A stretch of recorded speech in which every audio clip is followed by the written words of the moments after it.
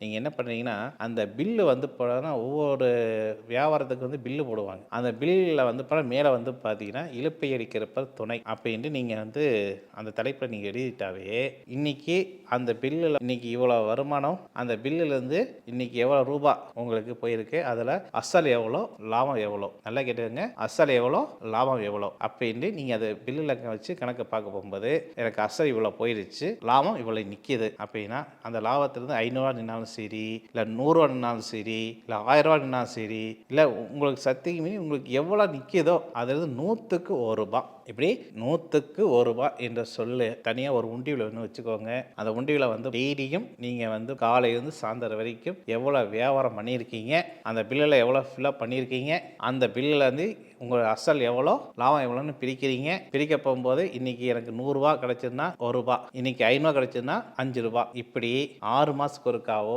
3 மாதத்துக்கு ஒருக்காவோ ஒரு தொகை உங்களுக்கு கைக்கு சேர்ந்ததுக்கப்புறம் அந்த இலுப்பையடி கருப்பர் உங்களோட பகுதியில் இருக்கிறாங்களா அப்படின்னு தெரிஞ்சுக்கோங்க. இருக்கிறாங்க அப்படின்னா அந்த தெய்வத்துக்கு போய் நான் சொன்ன பொருள்கள் வைத்து அந்த தெய்வத்தை வழிபட்டுட்டு அந்த காசில் உங்களால் முடிஞ்ச அபிஷேகத்துக்கோ அல்லது அந்த தெய்வத்துடைய அலங்காரம் பண்ணுறதுக்கு துணிமணிகளோ அல்லது வாயில்லாத ஜீவன் சொல்லக்கூடிய ஆடு மாடு கோழி இப்படி சம்மந்தப்பட்ட ஜீவராசிகளை இந்த கோயிலுக்கு ஒரு தானமாக கொடுத்துட்டு வந்தால் உங்களுடைய குறைகள் நிறைவேறுமா? நிச்சயம் உங்கள் குறைகள் எல்லாம் மாற்றி அமைச்சு கருப்பருடைய அருளாசி, அது இலுப்பையடி கருப்பருடைய அருளாசி உங்களுக்கு பரிபூர்ணமாக கிடைக்குமானா நிச்சயம் கிடைக்கும். ஒரு முறை செய்து பாருங்க, உங்கள் வாழ்க்கை மேலும் மேலும் வளரட்டும் வளரட்டும் வளரட்டும் என்று சொல்லி உங்களிடம் விடைபெறுகிறேன். நன்றி, வணக்கம்.